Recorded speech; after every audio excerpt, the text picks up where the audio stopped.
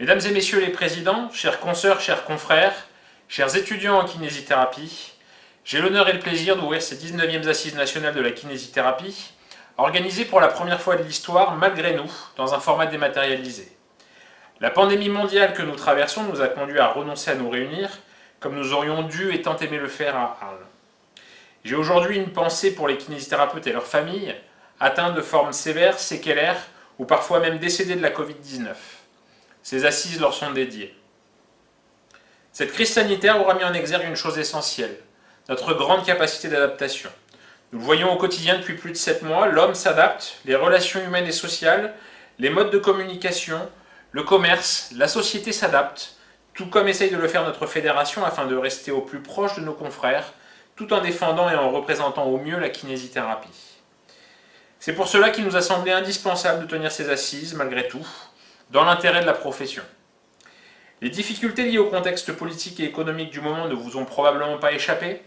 Un Ségur de la santé qui n'aboutit à rien pour les libéraux, 300 millions toutes professions confondues contre 28 milliards de revalorisation pour l'hôpital sur 5 ans, alors même que l'assurance maladie a économisé sur la ville près de 4,3 milliards de soins non consommés cette année.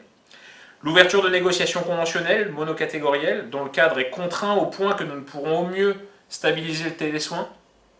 Un PLFSS qui ne laisse aucune marge de manœuvre à la kinésithérapie ni même aux soins de ville. Un projet de loi grand âge et une réforme du financement de la perte d'autonomie qui risque de déboucher sur une dotation globale des EHPAD, ce qui remettra sans doute en question l'intervention des libéraux dans ces établissements. Nous devons relever la tête et être plus que jamais force de proposition.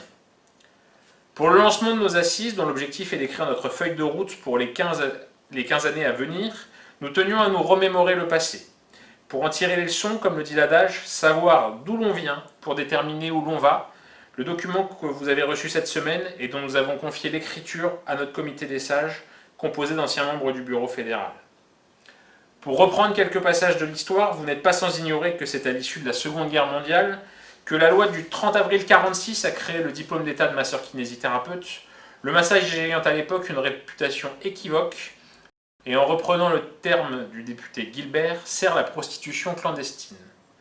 Ce praticien a donc originellement le monopole du massage et de la gymnastique médicale, il ne peut pratiquer que sur ordonnance médicale.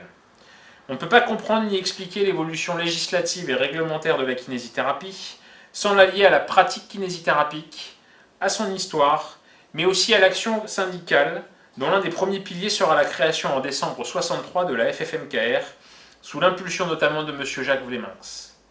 La première convention avec l'assurance maladie permettant une prise en charge solvabilisée avec en contrepartie des honoraires négociés et opposables sera signée par la FFMKR en 1972. À l'époque, la valeur de l'acte moyen est comparable à la valeur de la consultation médicale. Parmi les grandes dates qui ont forgé le paysage syndical, retenons que le SNMKR a été créé en 1977 par d'anciens membres de la FFMKR, mécontents que le Bureau national de l'époque n'ait pu conforter le champ de compétences des kinésithérapeutes, ni endiguer la montée en charge de nouvelles professions telles que les ergothérapeutes ou psychomotriciens.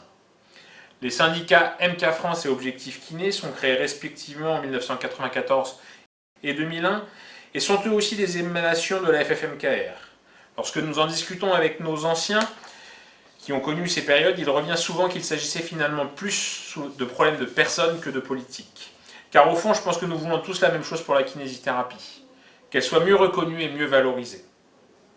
Pour reprendre le fil de notre histoire, arrêtons-nous sur la réforme de 2000, qui marquera le début de l'émancipation de la profession, avec la mise en place de l'expérimentation de l'accès aux études par la PCEM, la suppression du caractère obligatoire de la prescription médicale qualitative et quantitative, le décret d'acte et d'exercice qui reconnaît le libre choix des actes et des techniques par le kinésithérapeute, ainsi que l'acte intellectuel du bilan diagnostic kinésithérapique.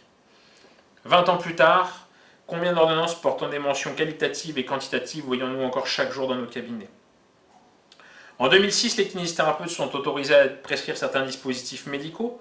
Le CNOMK est mis en place cette même année, entraînant une chute des adhésions pour l'ensemble des syndicats en raison d'une cotisation obligatoire mal perçue, en tout cas perçue comme élevée, et des professionnels qui ont des difficultés à marquer la différence entre les missions syndicales et ordinales. C'est suite à la création de l'ordre que le syndicat Alizé est créé en 2007, regroupant essentiellement en son sein des kinésithérapeutes salariés. La décennie suivante sera conditionnée, elle, par la loi HPST du 19 juillet 2009, dite loi Bachelot, qui fixe alors 4 objectifs. La modernisation des établissements de santé, l'amélioration de la qualité des soins, la prévention et la santé publique, l'organisation territoriale du système de santé. Elle crée l'UNPS, institution nationale composée de l'ensemble des syndicats représentatifs des professions libérales de santé, et met en place les URPS qui fragilisent un peu plus les équilibres au sein de nos organisations en raison du manque de ressources humaines. La profession poursuit cependant sa structuration avec la création du Collège de la massokinésithérapie en 2012, que j'ai eu l'honneur de présider et qui sera reconnu sous ce dernier mandat Conseil national professionnel en 2019. Autre avancée significative pour notre profession avec la loi de santé 2016, dite loi Touraine, portant réforme au Code de la santé publique et redéfinissant la profession, non plus par des techniques, mais par des compétences. Elle élargit aussi notre droit de prescription aux substituts nicotiniques. Et par la suite, la réforme des études permettra de déboucher sur la création d'une nouvelle section, celle des sciences de la rééducation et de la réadaptation au sein du Conseil national des universités. Néanmoins, cette réforme reste inachevée, la reconnaissance de notre diplôme au grade master n'est pas encore effective, les frais de scolarité pour les études de kinésithérapie sont toujours scandaleusement élevés, les dispositions anachroniques de l'arrêté de 62 ne sont toujours pas abrogées, le décret d'acte et d'exercice n'est toujours pas remplacé par un décret de compétence, conforme au référentiel de 2015. La nouvelle définition de la profession accompagnée du nouveau référentiel de formation devrait réaffirmer les compétences kinésithérapiques. À ce jour, on ne peut pas dire que cela se traduise vraiment au quotidien. La réforme des études est le point de départ d'une profession en pleine mutation, dont le champ des pratiques qui se sont élargies n'ont pas encore séduit la majorité des professionnels. En effet, le constat sur lequel nous pouvons probablement nous accorder aujourd'hui est qu'un bon nombre de kinésithérapeutes n'ont pas encore pris la mesure des réformes intervenues au cours des 20 dernières années. Ils n'ont probablement pas été suffisamment préparés à assumer ces nouvelles responsabilités, influencés par certains par des médecins qui, nombreux, considèrent encore que le bilan diagnostique n'est finalement qu'une tracasserie administrative, chronophage, et pour certains kinésithérapeutes ne se sont pas encore emparés pleinement de leur droit de prescrire. Pour finir, je voudrais attirer votre attention sur l'un des grands tournants de notre histoire récente, du point de vue de la politique interprofessionnelle, le départ du CNPS de la grande majorité des syndicats paramédicaux en 2018, du fait d'une politique excessivement médico-centrée. Cette scission entre les professions médicales et les professions prescrites se produit au moment où le gouvernement promeut, plus que jamais, la coopération, la coordination et nous incite à travailler ensemble. Serait-ce là le symptôme d'un système de santé libéral en souffrance ? C'est l'une des questions que nous devons nous poser et qu'il conviendra de réfléchir, à la composition ou recomposition d'un bloc politique qui permettra de faire évoluer le système de santé en préservant et en valorisant l'exercice libéral en toute indépendance. C'est dans ce contexte qu'il vous appartient d'écrire la suite de l'histoire en gardant à l'esprit la relativité temporelle de l'action syndicale.